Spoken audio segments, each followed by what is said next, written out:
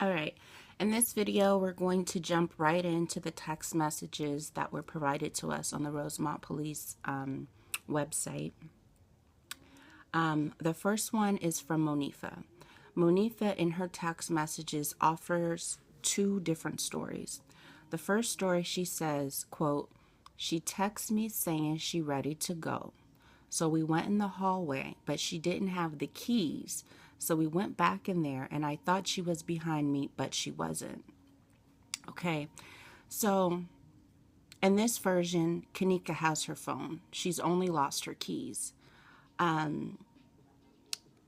She also says she texts me saying she's ready to go, which is questionable because Irene said in her Zach TV interview that Kenneka was asleep next to her and her sister, and that Monifah was the one ready to go, and that she packed Kenneka up out of the room and made her leave. Okay. Now, and remember, in this statement, Monifah is stating that only Kenneka's keys were missing. In the second statement, oh yeah, also in this statement, Monifah never mentions Maya, BreBre, or anybody else. In the second statement, she says, this is still through text messages, Monifah says, she said she was ready to go. So now she said she was ready to go. It wasn't a text message. She said she was ready to go. We walk in the hallway, but she didn't have her phone or the car key. So I'm like, we finna go back inside to get her phone and call BreBre for the key. So this is a whole nother story. Now in this story, she doesn't have her phone or her keys. And she's saying that BreBre has the keys.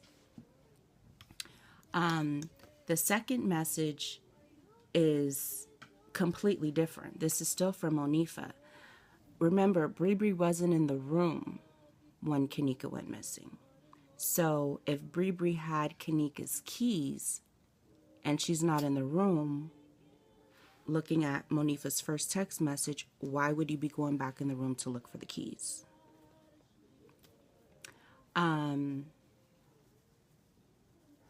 To make this even more complicated, when you look at Monifah's statement, there's a third story. In her statement, not only does Monifah go back in the room for the keys and the phone, she finds them. So how did you find the keys in the room if BreBre was gone with the keys? Okay. Monifah was the only one with deleted videos on her phone. Monifah had a total of 4 deleted videos. In the videos, Kenneka was, quote, drinking from a plastic cup with a dark liquid drink. This is what the detectives wrote.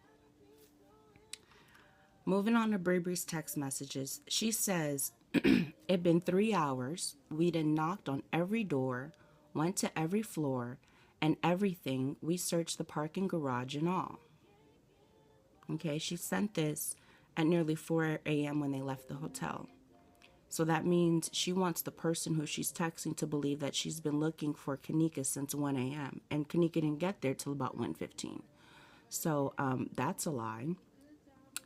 Now, Kenneka's friends also arrived back to her residence at about 4. This is in the detective's report. Kenneka was last seen on camera at 3:32. BreBre admitted herself in her testimony she didn't start looking for Kenneka until 3:30. So by all accounts, she only looked for Kenneka for about 20 or 30 minutes before they left and went and took her car back to the mom. Okay?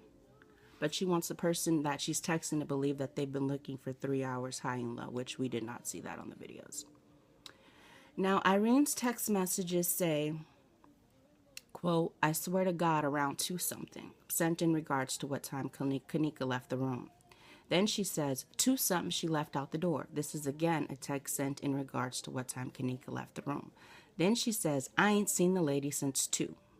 So this is 3 different times in her text messages she's saying she hasn't seen Kenneka since 2 o'clock. Now, this makes sense because Kenneka last had contact with her family at 1:30. Okay? So she got there about 1:15. She contacted her family at about 1:30. Irene says she hasn't seen her since 2 a.m. It kind of makes sense. Irene also says in her text messages, you need to stop lying. Like I said, you hoes keep switching the story up. What is the story? The story could be real or make believe. That's what a story is, okay? So we can believe that they had already talked about this story, and she's telling this other girl, you switching the story up. Now, this is still Irene's text messages. She says, first, they went back out, saw she was gone. Maya, Monifah, and BreBre. 3. Later in the messages, she says, Monifah and Maya left out with her, came back in without her, talking about she gone. Now we're down to 2. Then she says in her text messages, when she was in that room, she was cool when she left with Monifah and them. So now it's just Monifah and them, whoever them is. Then she says, I don't know what happened to her after she left the room with Monifah. So Irene's trying to tell us something, right? Because text messages is like Twitter, like it's direct, straight to the point. You don't have too many words. So she went from Maya, Monifah, and BreBre to Monifah and Maya to Monifah and them to just Monifah. So all roads, all signs are pointing to Monifah. So what does this tell us? This, I think, tells us that the Rosemont detectives that were investigating Kenneka Jenkins' case believed that these 3 girls were lying. Out of everybody in the party, out of the security guard, all the vice lords, goody mob, GD, BD, renegades, whoever, Irene, Monifah, and BreBre got their phones confiscated. And the detectives looked through their pictures and messages and videos. I think that that is a testament to the fact that even the detectives didn't believe them when they told their stories. Kenneka's mother also told the dispatch the very next day when she was looking for her daughter that she didn't believe the stories that the girls told her when they returned the car. Okay? There's a reason why you can't believe Monifah's story. It's because you don't know which one to believe because she's told 3 different stories. So there's no way to believe Monifah right now because we don't know what her story is. It just keeps changing, and she's running around on YouTube talking about she don't owe us no story. That she told Kenneka's mom what she told her, she told the police what she told them, and she doesn't need to answer no more questions, okay?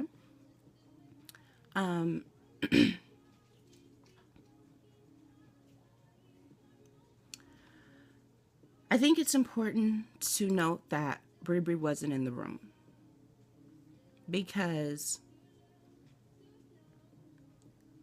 when Irene's putting her there, they went back out and saw she was gone, Maya, Monifah, and BreBre.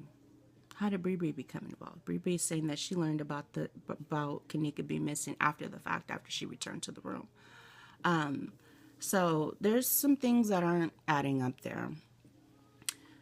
So Irene says she last seen Kenneka around 2. That's a 1.5 hour gap from the time that Kenneka is seen later on the cameras in the hallways. So that's what's missing, is that 1.5 hour gap. That's what we're looking for. What happened between 2 and 3:30.